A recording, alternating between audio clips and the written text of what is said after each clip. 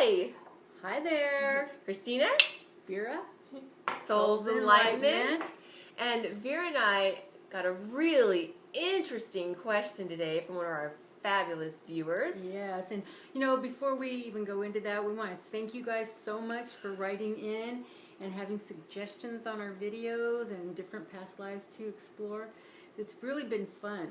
Yeah, it really is. Yeah. It's so cool to hear about people's, you know, input, their thoughts, and their experiences and what they're going through. I love it. And somebody had, her name is Ginny, right? Ginny, yep. She had watched a video that we did like a year ago or 2 years, 3 years ago. Yeah, that's right. Yeah. On birthmarks. Yeah. And how it correlates with past lives and that kind of thing.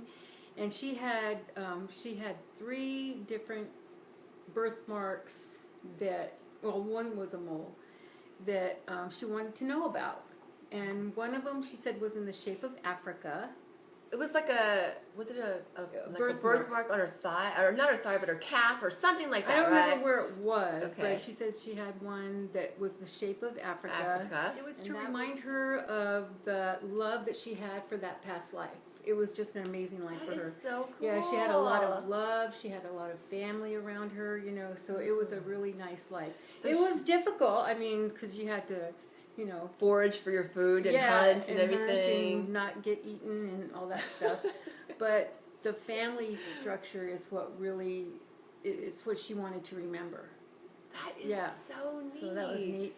And then the other one was that she has a big mole on the side of her face. Mm-hmm. And that is not necessarily a past life, but it's something that she wanted to bring in to remind her that she's not perfect.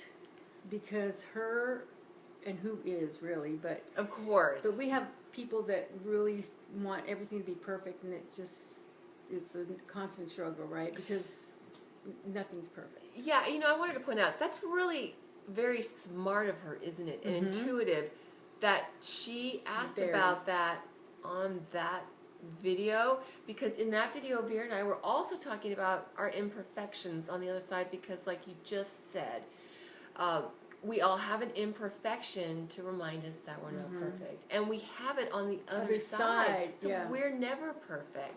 But that's the glorious thing. We're always in a state of reaching and aspiring, you know? And then her main theme is perfection. So there it goes, you know? And then, that's interesting. Her secondary is tolerance, but that's still having to tolerate the imperfections of life, perhaps, and what have you. Yeah, it's interesting.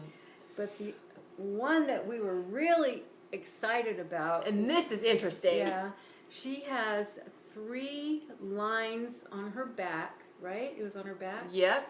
And it's a birthmark, but her mother has one, and I believe the exact spot or close to it. I don't know.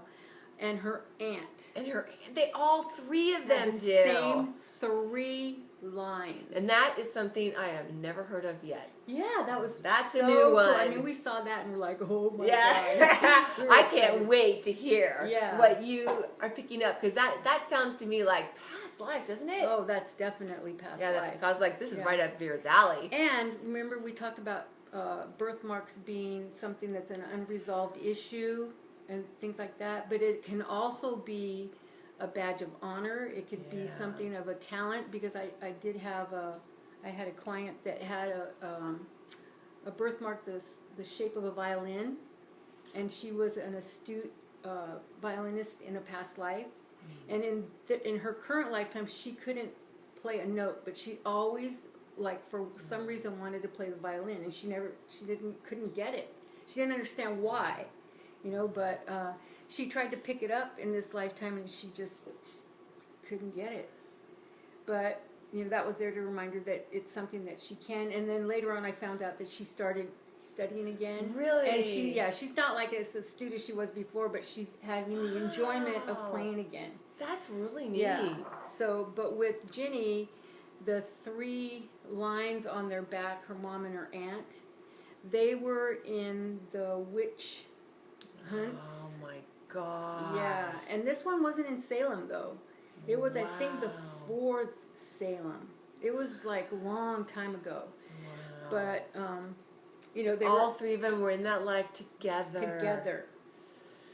Yeah. Chills. Yeah. I'm always And getting that chills actually, with you. the aunt was the mother, Really? and Ginny's mother and Jenny were her daughters. Yeah. And it was something that was handed down. I think it was in Scotland. Do they have witch hunts in Scotland? They had them all over the world.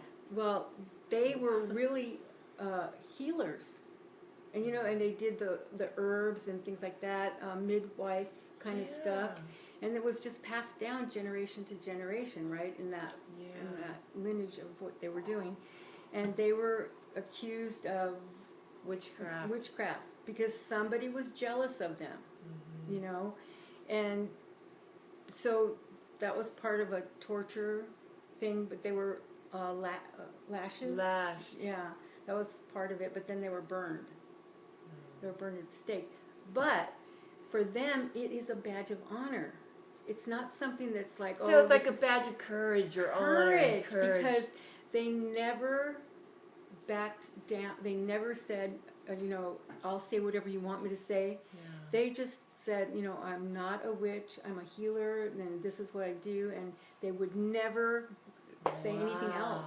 And I mean, and they were... Oh my gosh, I am tortured. still getting the chills because you know when you hear a truth and it resonates, it rings as true in your soul. It's like, that is such a powerful story that these women, these brave souls live. And they're like, together again. It's so neat because I thought a lot of times start a garden. A lot of times we hear about these things are from an unresolved death or something that they were unjustly killed for. But in this case, it was a badge of courage because I remember Angus was talking to us. Angus has a badge of courage, and he also has an imperfection. So it's like it reminds me of the same thing. It's like I wonder if they carry that on the other side as well. I don't know. Yeah, I don't know. But you know, and I just wanted to point out real quick. You know, I was just talking to Mom the other day, and because we had Mom and Vera and my mother, I should say, had a life in during witch hunts too. But she was talking about how it was the same kind of thing. It was like because we were able to live on our own. It's like heaven forbid a woman should be able to survive. That's all. Be able to survive and to be called upon to help other people. You know, it's remedies and it was the men that were jealous of these women. You know, that they were so astute and so good at what they did. And, you know, they helped so many people. And what was, you know, heartbreaking too is, well, we're going to talk about that. Organ talk, well, next video. But you know, that was devastating for them is that the people that they helped didn't turn on them, but they didn't help them. They were afraid. Yeah. You know, and these women understood that. They didn't take that with them. Ginny, here's to you. Yeah, Mom and Auntie. Yeah. Brave women. Brave souls. Exactly. I'm impressed. Yeah. Well, that was really cool. Thank you so much. Because I was thinking, on the other side, you could just visualize them coming, you know, going, okay, we're going to have this mark to come into life with. I thought it was going to be to overcome it, but it's not that. No, they didn't remember how strong they are together. Yeah. You know, that they were a team back then, and they're a team now. That is so We're in the same cool. family. Yeah.